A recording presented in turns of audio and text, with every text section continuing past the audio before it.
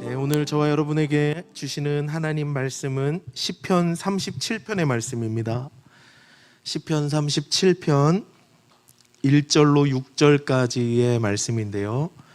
시편 37편 1절로 6절까지의 말씀을 교독할 텐데요. 제가 홀수절을 읽고 여러분들이 짝수절을 읽고 마지막 절은 같이 읽고요. 1절부터 6절의 말씀 제가 먼저 교독하겠습니다. 악을 행하는 자들 때문에 불평하지 말며 불의를 행하는 자들을 시기하지 말지어다. 그들은 풀과 같이 속히 배임을 당할 것이며 푸른 채소같이 쇠잔할 것이미로다. 여호와를 의뢰하고 선을 행하라. 땅에 머무는 동안 그의 성실을 먹을거리로 삼을지어다. 또 여호와를 기뻐하라. 그가 내 마음의 소원을 내게 이루어 주시리로다. 내 길을 여호와께 맡기라. 그를 의지하면 그가 이루시고 내 의를 빛같이 나타내시며 내 공의를 정오의 빛같이 하시리로다. 아멘. 아멘. 우리 좌우에 계신 분과 이렇게 한번 인사 나눌까요? 하나님께서 당신을 사랑하십니다. 성령 충만하십시오. 말씀 충만하십시오. 잘 오셨습니다. 예배를 드리는데요. 오늘은 참 역사적인 날입니다, 여러분. 리젠워십을 한 달에 한 번 예배를 드리는데 오늘이 19번째 예배인가 그래요. 그런데 아마도 제가 다 일일이 세하려 본 건 아니지만 아마도 우리 섬기는 스태프들보다 회중이 많은 날은 오늘이 처음이 아닌가 싶어요. 왜냐하면 코로나 터지고 나서 온라인으로 예배 드렸을 때가 절반인 정도 되는 것 같고요. 그러다 보니까 성도님들도 오늘이 온라인인지 오프라인인지 모르시고, 온라인인데 오프라인으로 오신 분들도 계시고 오프라인인데 집에 계신 분들도 계시고 그랬는데요. 아마 오늘 처음으로 회중분들이 우리 스태프들보다 많은 첫날이지 않을까 싶고, 그러면서 그런 마음이 들어요. 여러분들은 정말 연탄재 같은 분들이다. 왜 연탄재인지 아세요, 여러분? 아마 소병문 집사님이나 장년들은 이해하실 텐데, 옛날에는 눈사람 만들어 봤어요, 우리 진호 형제님? 눈사람 만들 때 안에 뭐 넣는지 알아요? 연탄재 넣고 연탄재로 이 코어를 만들어서 축구공만하게 만든 다음에 굴리잖아요. 그러니까 우리 예배가 참 그래도 하나님 감사하게 귀한 멤버들을 이렇게 보내주시고, 원근 각지에서 우리 교회 등록 안 한 청년들도 있거든요. 또 자랑인데요, 직업적으로 음악을 하는 청년들이 많아요. 그래서 찬양팀이 잘하는 거예요. 어떤 분은 막 연예인들하고도 작업하는 분도 있고 그래요, 이렇게 보여도. 그런데 코어 멤버가 없으면 우리 다음 세대를 초청하더라도 쭈뼛쭈뼛하고 가고 그럴 텐데, 여기 와 계신 분들이 연탄재 같은 분들이셔서 코어 멤버로 우리가 이 모임을 단단하게 만드는 그런 멤버들 될 수 있으면 참 좋겠다는 생각이 들었습니다. 참 감사하고 하나님께서도 기뻐하실 줄 믿습니다. 하나님 말씀 나누겠습니다. 제가 대학교 때 선교 훈련을 받았는데요. 설교 훈련 받을 때 참 좋은 형 하나를 사귀었어요. 이 형은 저보다 한 2-3살 많은 형님이었는데 시골에서 가난하게 일평생 목회하신 목사님의 막내 아들이었어요. 막내 아들이었고 자녀들이 많아서 막내 아들이니까 그냥 이제 대학교 때부터 네 알아서 살아라 이렇게 하신 것 같아요. 이 형님의 전공은 뭐였냐면 선교학과를 가셨어요. 선교사가 되겠다고 서원을 하고 선교학과를 가서 열심히 선교를 배우는데, 하루는 같이 이제 선교 훈련을 받는 거예요. 하루는 형님 안색이 너무 안 좋은 거예요. 그래서 형 무슨 일 있어요? 물어봤어요. 그랬더니 이렇게 시무룩해져가지고 다음 주까지 등록금을 못 내면 학교에서 제적당한다는 최후 통보를 받은 거예요. 근데 이 형님이 대학을 이미 대출을 끌었을 대로 다 끌었었고, 목사님도 가난하게 목회하셔서 어디 도울 받을 데가 없었나 봐요. 그래서 시무룩해 있었어요. 그러던 차에 그때 저는 전공이 뭐였냐면요, 여러분, 제 대학교 전공 뭔지 아세요? 신학하기 전에 제가 의상학과를 나왔어요. 패션 디자인. 잘 안 믿겨지시죠? 예, 저도 지금 제 모습이 믿겨지지 않습니다. 믿기지 않는 모습인데요. 제 패션 디자인 이런 거 공부했거든요, 대학교 때. 그러다 보니까 동대문 천시장 있잖아요, 광장시장이랑 이런 데를 밥 먹듯이 들락날락 했어요. 천도 떼고 부자재도 사고 디자인도 하고 그림도 그리고 옷도 만들어야 되니까 밥 먹듯이 들락날락 했는데요.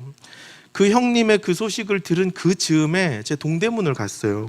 동대문을 가서 천을 끊고 버스를 기다리나 잠깐 서 있는데 그 당시 한국 최고급 세단이었던 에쿠스 아세요, 여러분? 이렇게 큰 거, 에쿠스 흰색, 그것도 최고급형이 쫙 빌딩 안으로 주차장으로 들어가는데 이제 보란 듯이 창문을 다 내렸어요, 운전자가.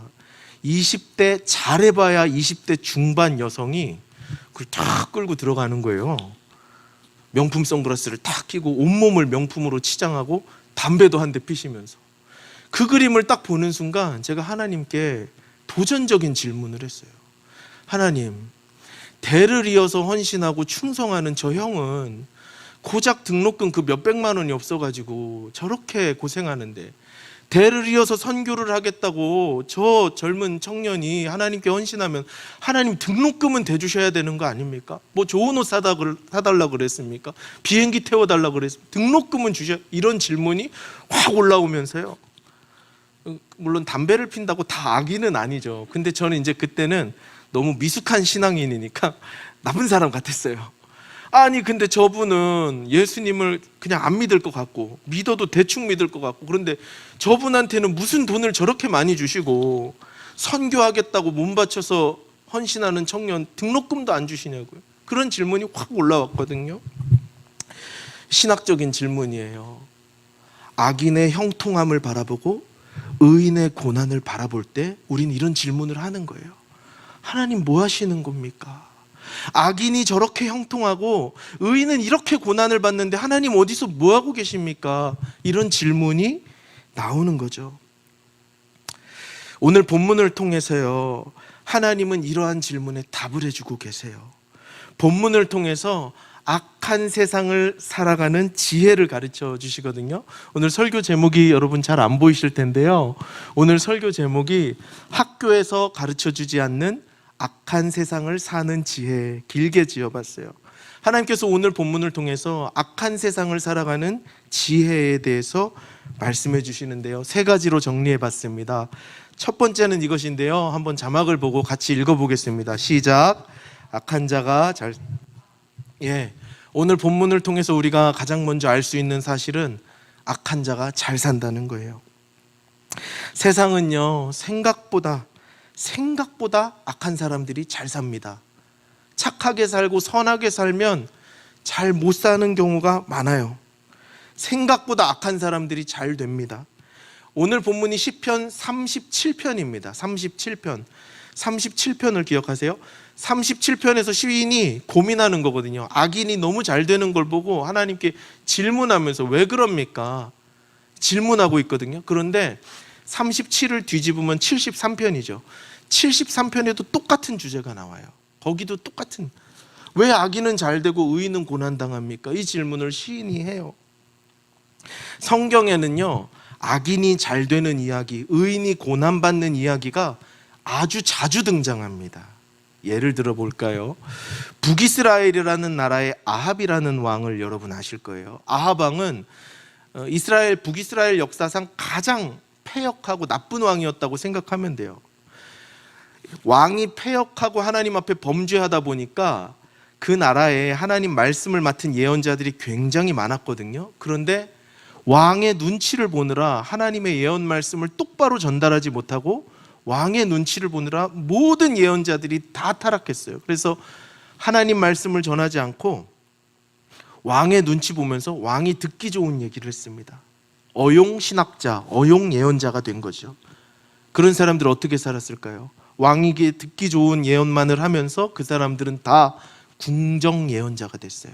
왕궁에 거하면서 왕과 식탁을 하면서 좋은 옷 입으면서 좋은 거 먹으면서 잘 살았다고요. 그런데 그 당시에 미가야라는 선지자가 있었습니다. 이 사람은 하나님께서 들려주신 말씀 고지고대로 전하는 사람이었어요. 왕 눈치 보지 않고 하나님이 들려주신 예언 그대로 하는 사람이었어요. 이 사람 어떻게 됐을 것 같으세요? 이 사람의 인생을 집약적으로 나타내는 단어가 성경에 나오는데요, 고생의 떡과 고생의 물을 먹게 합니다. 하나님 말씀을 가감없이 증언했던 착한 사람, 의인이었던 미가야는 일평생 고생의 떡과 고생의 물을 먹었고요, 왕의 눈치 보면서 어용신학했던 그 예언자들은 궁정 예언자로 살았어요. 예레미야라는 선지자도 똑같아요. 예레미야는 남유다에 예언했던 예언자인데요, 예레미야 시대 때 다른 예언자들은 다 왕들 눈치 보면서 남유다는 망하지 않을 것입니다, 바벨론이 쳐들어와도 하나님이 남유다는 살려주실 것이고, 만약에 잠깐 멸망한다 하더라도 속히 회복될 것입니다. 가짜 예언자들은 다 이렇게 얘기를 했거든요. 악인들이죠. 예레미야만 똑바로 얘기했어요. 아니요, 하나님이 남유다를 멸망시킬 것입니다. 예레미야는 어떻게 살았을까요? 예레미야는 눈물의 선지자라는 별명이 붙었는데 물리적인 폭력을 정말 많이 당했어요. 많이 맞았다고요. 구덩이에 갇히기도 하고요, 때림으로 맞기도 하고 엄청 많이 울었어요. 자, 여러분, 이처럼 성경에는 악인들이 형통하고 의인이 고난받는 이야기가 많이 등장합니다. 자주 등장합니다. 그리고요, 오늘 우리가 살아가는 이 시대에도 똑같습니다. 악인들이 형통한 얘기 너무너무 자주 듣죠. 여러분, 뉴스 보세요. 전 뉴스는 그 대선 치를 때 누가 누군지는 알아야 되잖아요. 그래서 그때 뉴스 좀 찾아보고 이젠 좀 또 안 보는데, 요즘 뉴스 보니까 뭐 청문회 하더라고요. 아세요? 청문회, 인사청문회. 그거 보면서 우리 청년들 뭐 느껴요? 아, 논문 하나 없는 게 내가 공부를 못하거나 내가 불성실하거나 학벌이 안 좋아서가 아니라 내 아버지가 돈이 없어서구나, 이거 못 느껴요? 고등학교 때 돈으로 논문 다 쓰잖아요. 아빠 백으로. 이 땅에서도 악인들이 잘 돼요. 편법과 술수를 쓰는 사람들은 고등학교 때 제1저자로 논문을 막 올리고요, 탄탄대로를 걸어가요. 이 땅에서도 똑같아요. 악인들은 너무너무 잘 되더라는 거예요. 조금 더 축소시켜 볼까요? 여러분, 직장이나 학교에서 조별과제 할 때 그런 사람 못 만나요? 조별과제를 하는데 우리가 열심히 해놨는데 갑자기 밥 한 끼 사고 자기 이름 탁 적어서 내는 사람. 회사에서 내가 아이디어 내고 기획하고 기획안을 올렸는데 팀장님이 딱 보시더니 아, 이거 우리 팀 과업으로 합시다 하고 자기 이름 딱 내서 내는 사람. 하다못해 운전만 해봐도요, 악인들이 잘 되는 거 너무 잘 알아요.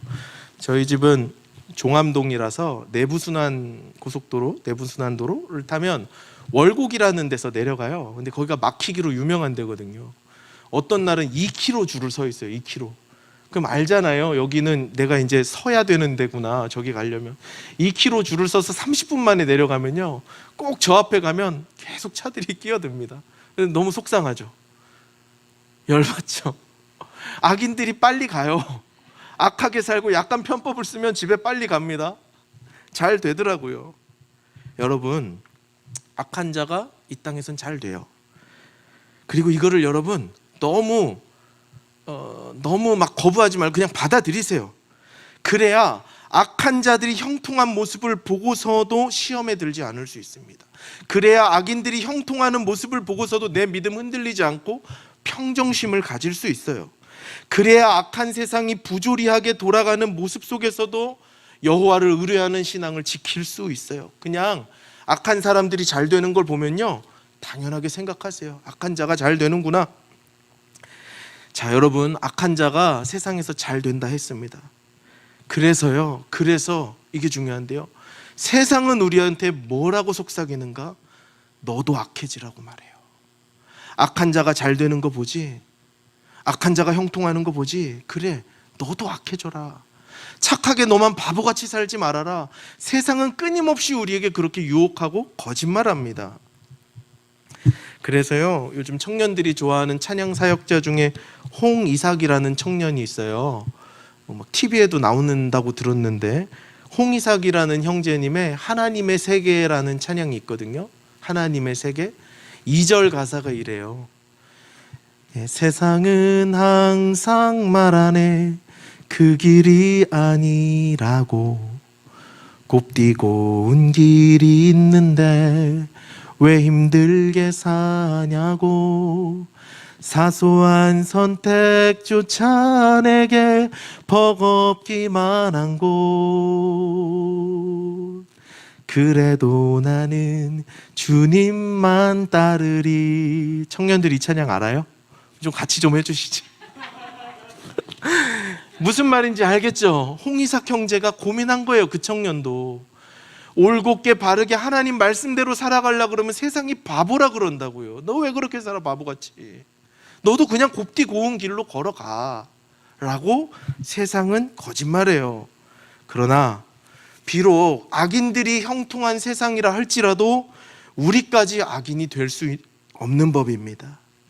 예나 지금이나 성경의 시대나 21세기나 악인들이 잘 살아요. 악하면 쉽게 잘 살 수 있어요. 그러나 여러분 기억하셔야 됩니다.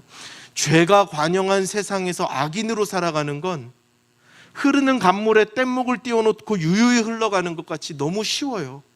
그러나 죄가 관영한 세상에서 악과 맞서 싸워서 하나님 말씀을 지키며 의인으로 사는 것은 강물을 거슬러 올라가는 연어들의 피나는 노력처럼 우리에게도 피나는 노력과 결단이 필요하다는 것이죠. 자, 여러분, 그렇다면 이 악한 세상에서 지혜롭게 살아가기 위해서 우리가 결단을 해야 되는데요. 무엇을 결단해야 될까요? 그것이 주님께서 우리에게 주시는 두 번째 교훈입니다. 두 번째 한번 같이 읽어보겠습니다. 다음 슬라이드 한번 띄워주시고요. 시작. 악인 때문에 불평하지 말라.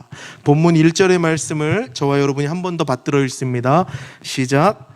악을 행하는 자들 때문에 불평하지 말며 불의를 행하는 자들을 시기하지 말지어다. 하나님께서 시편 37편을 열면서 악인의 형통과 의인의 고난에 대해서 질문에 대해서 답변을 주시는데 첫 번째 메시지가 뭐냐? 악을 행하는 자들 때문에 불평하지 말라는 거예요. 불의를 행하는 자들을 시기하지 말라는 거예요.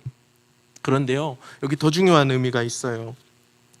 불평하지 말아라, 시기하지 말아라. 저 단어는요, 강조의 의미가 있고 강의의 의미가 있어요. 아주 강력한 강조의 의미가 있어요. 그러니까 하나님께서 하시는 그 마음을 헤아려서 다시 번역을 해보면 너희들 악을 행하는 자들 때문에 절대로 불평하지 말고 절대로 시기하지 말라라고 말씀하시는 거예요.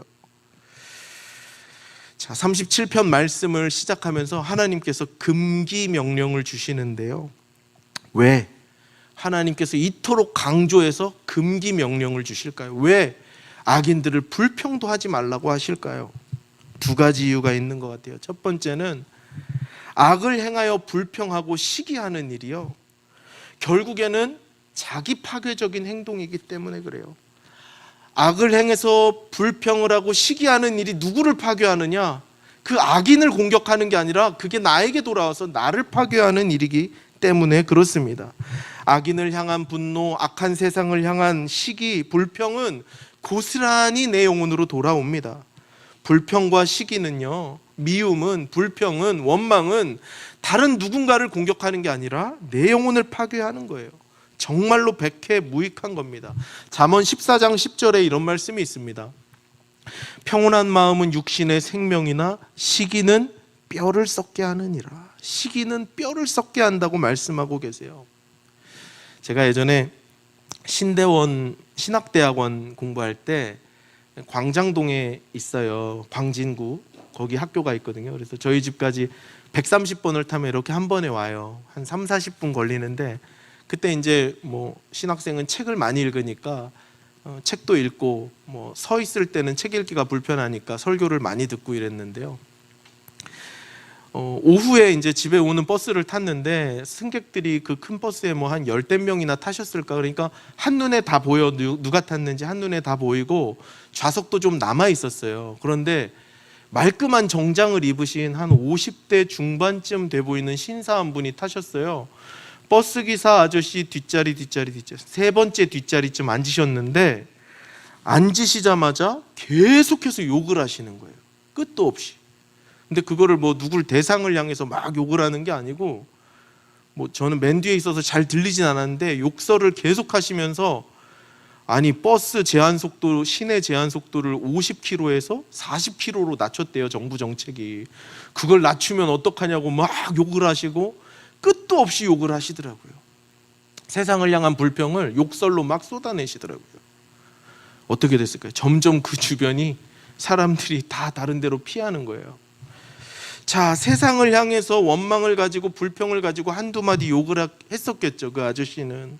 그런데 한 번, 두 번 세상을 향해서 욕하고 불평하던 것이 결국에는 그 아저씨의 인격이 되어버렸어요. 세상을 향한 불평과 불만이 그 아저씨의 인격을 완전히 파괴해버린 거예요. 여러분, 우린 잘 알죠? 세상을 향한 비관과 불평, 불만 때문에 얼마나 많은 흉악범죄가 일어나는지.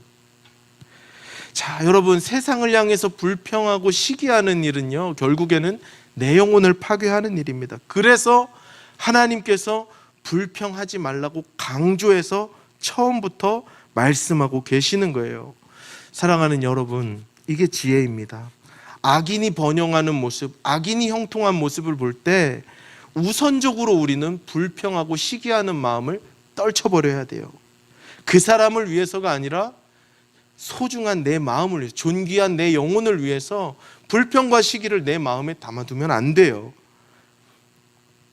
하나님께서 그래서 우선적으로 불평한 일을 하지 말라고 말씀하시는 거예요. 자, 하나님께서 불평하지 말라라고 말씀하시는 첫 번째 이유는 그게 자기 파괴적인 일이기 때문에 그랬습니다. 두 번째 이유가 더 강력합니다. 본문 2절의 말씀을 우리 한 목소리로 다시 읽어보겠습니다. 시작. 그들은 풀과 같이 속히 배임을 당할 것이며 푸른 채소같이 쇠잔할 것이미로다. 자, 우리가 왜 불평하고 시기하지 말아야 하는가? 하나님께서 악인들의 운명이 어떻게 될 것인지를 분명하게 말씀해 주고 계시죠. 악인들은 어떻게 된대요? 속히 배임을 당할 것이라고 말씀하세요. 비유도 아주 적절하죠. 푸른 채소같이 쇠잔해질 것이라고 말씀하세요. 악인들의 운명이 그렇게 될 것이니 너희들 불평하고 시기하지 말아라 라고 우리 주님 말씀하세요. 구약 성경을 읽다 보면요, 하나님이 선인과 악인을 두 식물에 비유하실 때가 많아요. 두 개의 식물. 선인, 의인들은 나무에 주로 비유가 되고요, 악인들은 풀에 비유가 됩니다. 그래서 여러분, 우리가 너무나 사랑하는 시편 1편 말씀 아시죠? 복 있는 사람은 악인들의 꾀를 따르지 아니하며 죄인들의 길에 서지 아니하며 오만한 자의 자리에 앉지 아니하고 오직 여호와의 율법을 즐거워하여 그 율법을 주야로 묵상하는 자로다. 그는 시냇가에 심은 나무처럼 철을 따라 과실을 맺는다고 말씀하시잖아요. 그러니까 의인들은 나무의 비교가 많이 되는데요, 여러분, 나무의 특징이 무엇입니까? 나무의 특징은 생명이 지속적이라는 특징이 있어요. 나무는 겨울이 되면 잎이 다 떨어집니다. 한겨울에는 마치 죽은 것처럼, 생명이 없는 것처럼 보여요. 고난의 바람이 불면 열매도 떨어지고 꽃도 떨어지고 잎사귀도 떨어져서 마치 죽은 것처럼 보이지만 이듬해 봄이 되면 언제 그랬냐는 듯이 새싹이 움트고 다시 이파리를 파랗게 내고 열매를 맺게 되죠. 생명을 맺게 되는 거예요. 의인의 특징은 나무와도 같습니다. 그런데 풀은 어떻습니까? 악인을 풀에 비유하는데요, 풀은 한철이에요. 풀은 길어야 한철입니다. 그리고 풀은 가치가 없습니다. 무가치합니다. 농부의 밭에서 자라는 잡초들은 농부의 낫에 하나같이 다 배임당하죠. 그리고 운이 좋게 농부의 낫을 피한 잡초라 할지라도 그의 겨울이 되면 이내 죽어버리고 맙니다. 자, 악인들을 하나님께서 풀과 같다고 말씀하세요. 풀과 같이 곧 소멸할 악인들 때문에 우리의 마음속에 불평을 담아두지 말라고 우리 주님 말씀하십니다. 제 이야기를 또 하나 해드릴게요. 제가 30 즈음에 저희 형님이 2살 터울 형님이 계신데, 저희 형님이 제 30 즈음에 30 조금 더 넘어서 이제 해외로 공부하러 잠깐 나가신 적이 있어요. 저희 집은 뭐 이렇게 공부하는 집안은 아니니까 그래도 막 대단하다, 우리 장남이 외국 가서 공부도 한다 막 이렇게 했거든요. 그리고 뭐 그래도 외국 가 있으니까 한 번씩 국제 전화하면서 안부를 묻고 이랬는데요. 추석이 됐는데 연락이 안 닿는 거예요. 명절인데 연락이 안 닿길래 무슨 일이 있나 보다 이렇게 생각을 했는데요. 며칠 있다 집으로 전화가 걸려 들어왔어요. 경상도 말씨를 쓰는 한 40, 50대쯤 되는 아저씨의 목소리였는데 굉장히 위협적인 목소리로 자기가 돈이 필요해서 애들 몇 명을 붙잡고 있다는 얘기를 했어요. 저희 어머님이 그 전화를 받으셨거든요. 그리고 저희 형님 목소리를 잠깐 들려주셨어요. 저희 어머님 어떻게 되셨겠어요? 사색이 되셨죠. 혼이 나가버리셨어요. 자기가 출소자인데 돈이 너무 필요해서 애들 몇 명 잡고 있다는 거예요. 300만 원을 요구했어요. 자식 잡고 있다는데 300만 원 돈입니까? 보내셨어요. 200만 원 또 달래요. 또 보내셨어요. 100만 원 또 달래요. 그렇게 한 3, 4시간을 전화에 시달리셨어요. 어머님이. 실신 직전까지 가셔서 그 전화를 끊었고 조금 있다가 이게 신종 사기 수법인 보이스피싱이라는 걸 알게 됐어요. 자, 여러분, 그때 제 마음이 어땠을까요? 저는 또 어머님 옆에 있으면서 이거를 어머님이 전화를 받으시고 난 경찰에 신고를 하고 잘 대응을 해야겠다 이러는데 뉴질랜드에 있는 남자를 한국 경찰이 어떻게 구합니까? 머릿속에서는 지금 뉴질랜드 납치극이 벌어졌거든요. 근데 이제 이게 그 보이스피싱이라는 신종 사기라는 것을 깨닫고 나서 얼마나 마음이 허무했을까요? 그 당시 저희 어머님은 주야간 교대 일을 하시면서 힘겹게 가게를 꾸려 나가셨는데 600만 원이면 두세 달을 어머님 잠 안 자고 돈 버시는 그 돈인데 악한 사람 전화 한 통으로 한순간에 빼앗아 가버린 거예요. 그 사람은 그 돈을 하룻밤 유흥비로 썼을지 다른 데 썼을지 모르죠. 얼마나 원통하고 속상합니까? 얼마나 마음이 아픕니까? 여러분, 그럴 때 어떻게 해야 될까요? 그 사람을 계속 미워하면서 저주해야 될까요? 아니요. 그 사람을 내 마음에 담아놓는 것 자체가 너무 무가치한 일이에요. 한마디 기도하고 말았습니다. 하나님, 선악간에 주께서 심판하실 줄 믿습니다. 그리고 더 이상 그 사건은 제 마음에 담아놓지 않는 거예요. 여러분, 악인들 때문에 불평할 만한 일이 혹시라도 여러분들 가운데 있다면, 또 의인이 고난을 받고 악인이 형통한 부조리한 세상 바라보면서 불평하고 원망하는 마음이 든다면 그 마음 하나님 앞에 내려놓으세요. 전혀 담아놓을 필요가 없는 것입니다. 하나님께서는 우리의 귀한 마음에 그런 더러운 것 담아두기를 원치 않으세요. 저와 여러분의 영혼은 그런 쓰레기 같은 마음 담아두기에는 너무나 귀하다는 것을 잊지 마시기를 바랍니다. 그래서 하나님께서 불평하지 말라라고 말씀하시는 거예요. 자, 마지막 세 번째입니다. 한번 같이 읽어보겠습니다. 시작. 하나님을 신뢰하라. 자, 악인에게 집중하면 안 됩니다. 악인의 형통함을 보면서 악인을 집중하면 안 됩니다. 빨리 잊어버려야죠. 내보내야죠. 그리고 우리가 집중해야 될 것은 무엇인가? 하나님입니다. 하나님을 믿고 하나님을 신뢰해야 하는 거예요. 3절과 5절의 말씀을 제가 한번 읽어보겠습니다. 여호와를 의뢰하고 선을 행하라. 땅에 머무는 동안 그의 성실을 먹을거리로 삼을지어다. 내 길을 여호와께 맡기라. 그를 의지하면 그가 이루시고.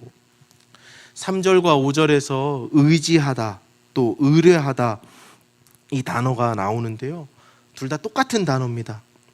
똑같은 단어고 무슨 뜻이 있냐면 하나님을 신뢰한다는 뜻이 있어요.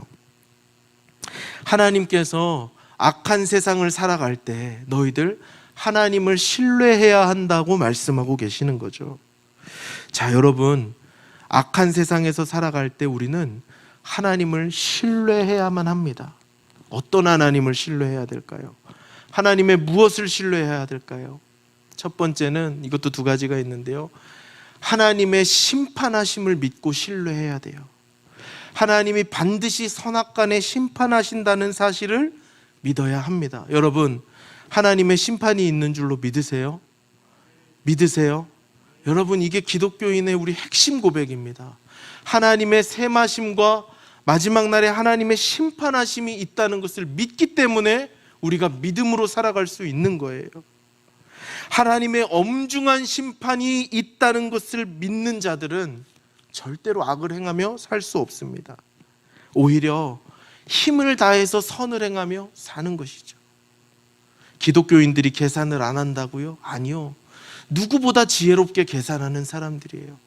눈앞에 당장 보이는 이익에 현혹되지 않고 장차 임할 하나님의 엄중한 진짜 심판을 바라보면서 살아가는 것이죠.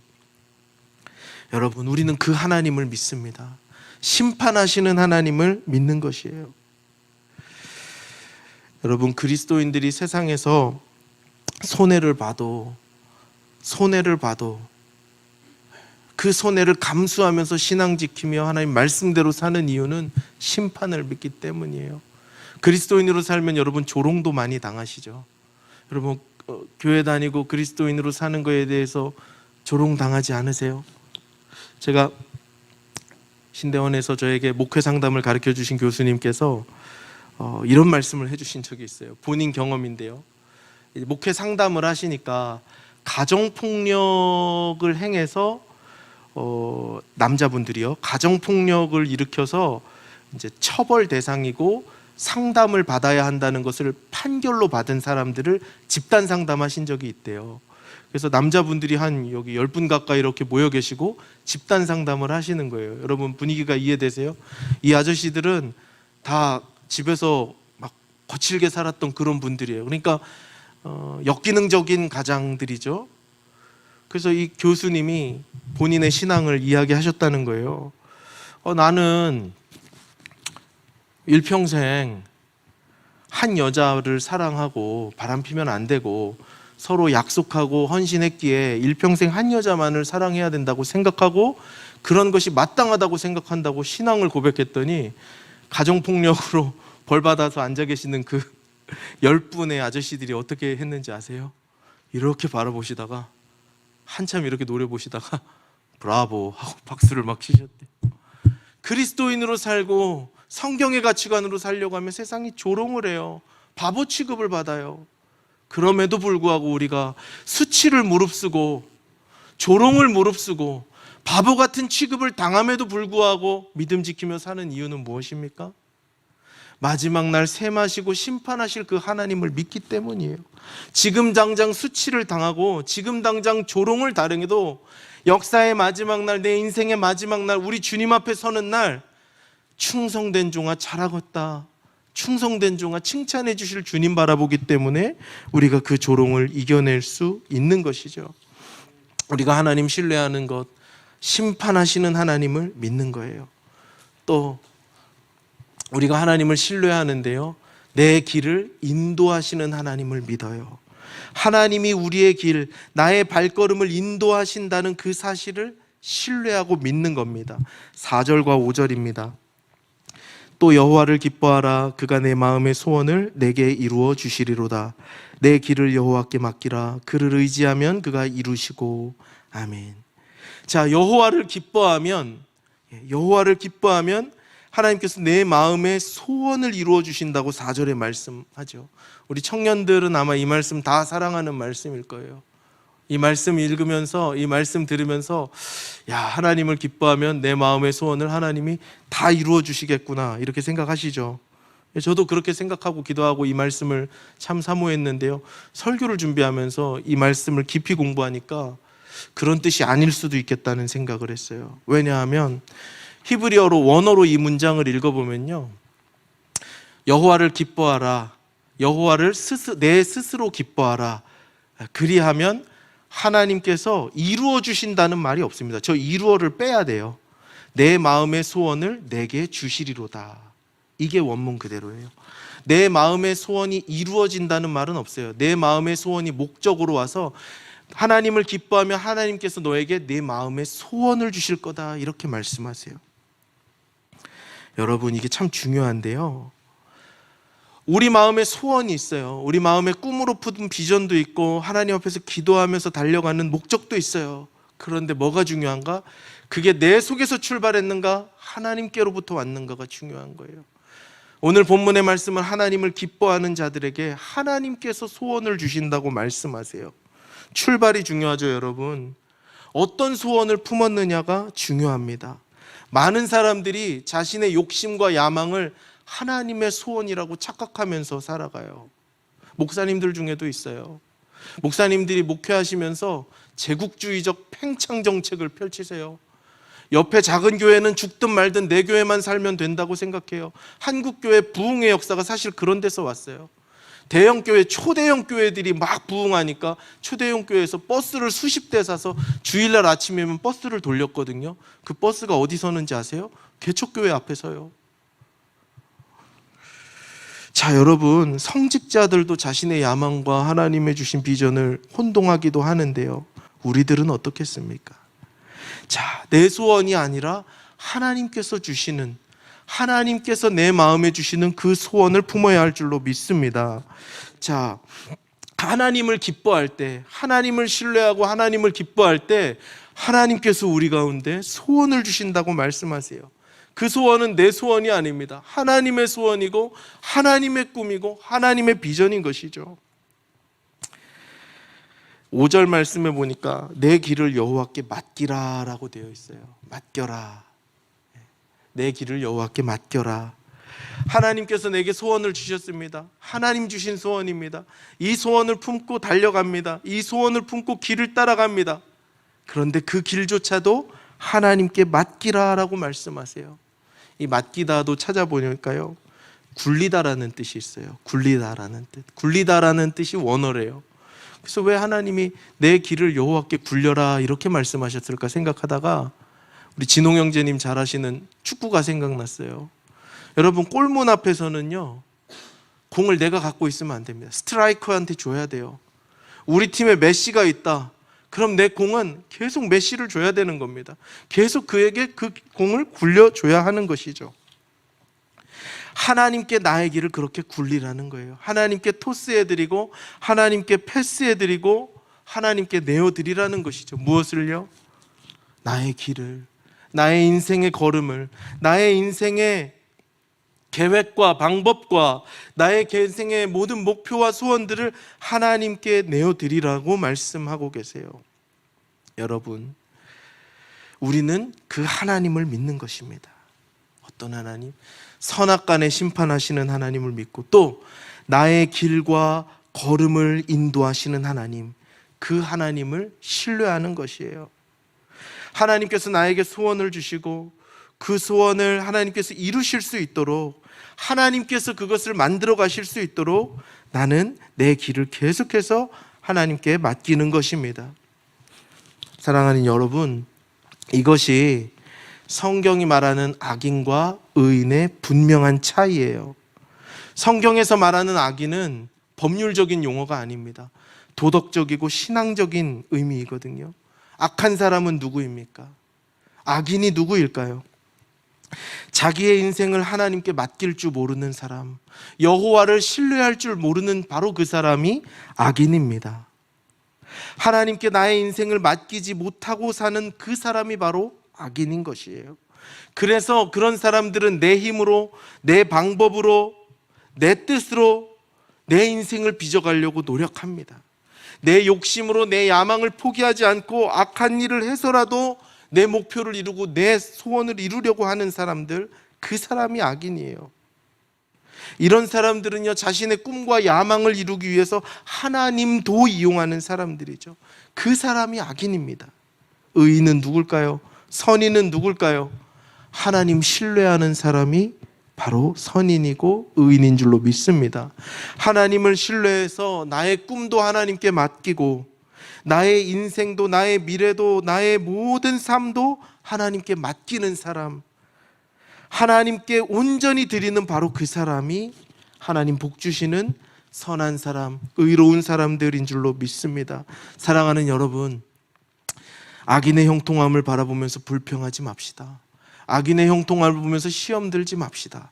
악인이야 어떻게 살든 우리는 하나님 말씀하시는 대로 하나님을 신뢰하고 하나님의 방법대로, 하나님의 뜻대로, 하나님의 소원대로 나의 인생을 마음껏 빚어가실 수 있도록 나의 길을 하나님께 굴려드리면서 맡겨드리면서 살아가는 저와 여러분 되기를 바랍니다.